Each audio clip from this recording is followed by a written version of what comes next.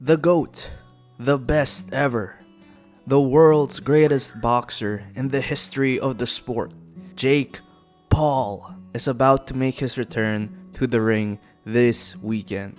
Okay, he is none of those things, or not yet. But one can't deny that people tune in to watch him fight. And unlike most of his previous fights wherein he fought these older, retired MMA guys, except Tommy, god damn, he is handsome. And sometimes when we touch, the honesty is too much. Anyways, he is now actually going to be fighting a pro boxer in that of Andre August. Dude's built like Larry the Lobster. Oh my god. People can say what they want about Jake, but there is no doubt that he is truly serious about boxing.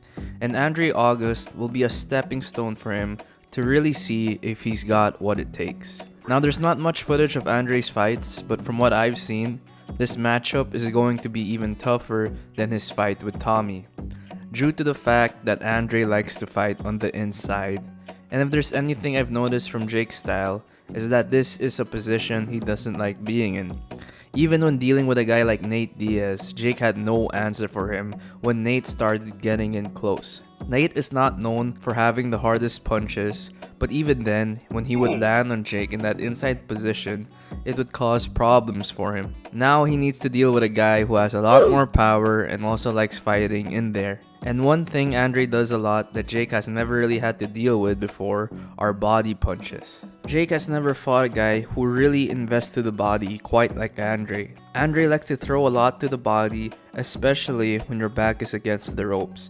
And he uses these body punches as a way to eventually set up punches to the head. However, the advantage Jake does have over Andre seems to be the stamina. Andre is the type of boxer that will completely empty out his gas tank the moment he sees that he can hurt you. And before he realizes it, he's completely tired from throwing so many punches and now is the one backing up. There's also the fact that Andre had a very long hiatus from boxing and only got back to it recently after the last 4 years. Whereas Jake has been steadily consistent, which leaves his body much more acclimated to the sport.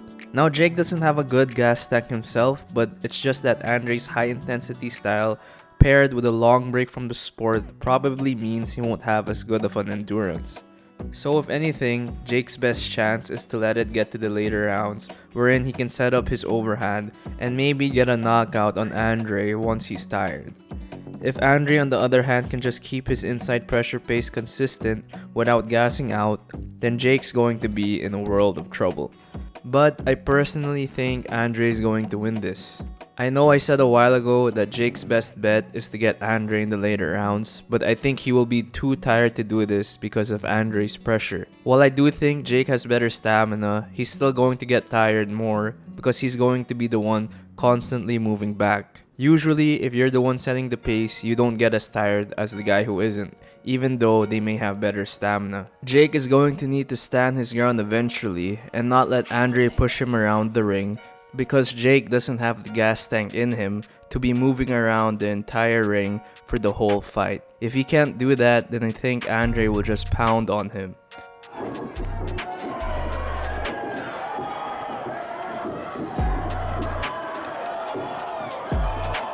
But who knows, maybe Jake lands his signature overhand, or him and his team have really been working on fighting on the inside for this camp.